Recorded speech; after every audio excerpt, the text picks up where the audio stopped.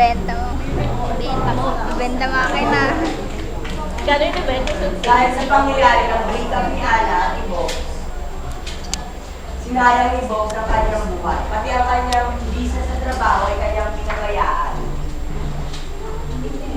Sa araw-araw, siya ay walang ginawa kung hindi mag-inom.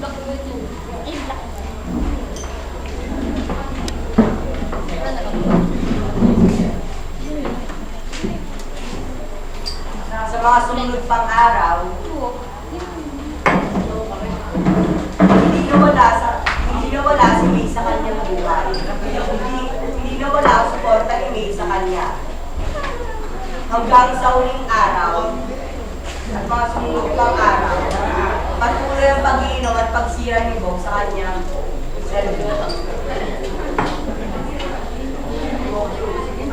Hanggang isang araw sa bar.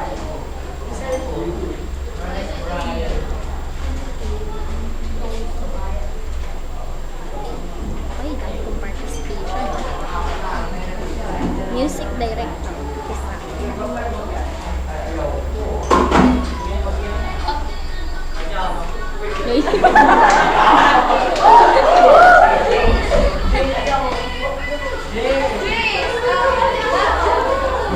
Ang galang ba? Galing mo!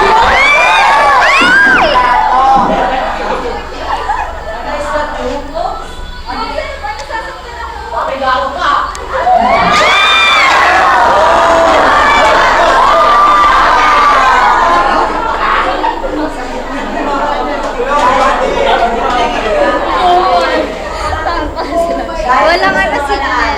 Pumunta si Bob sa piling, sa pader na may piling nila ni Ana. Doon nag-focus ng kanyang samahan. Ano ba pakialam mo? Ano ba kita? Papagod ka na? Sige, iwanan mo na ako. Kaya nga, talaga iwanan kita. Pero hindi eh. Kahit ano sabihin ng puso ko, dito sa isip ko na iwanan kita, hindi ko magawa po. Bogs, manhit ka ba? Di mo ba naman na mahal kita, Bogs? Oo, Bogs, mahal kita. At kahit ilang beses ko rin kung sarili ko dito sa pader, hindi ko kayang iwanan ka, Bogs. Dahil mahal kita.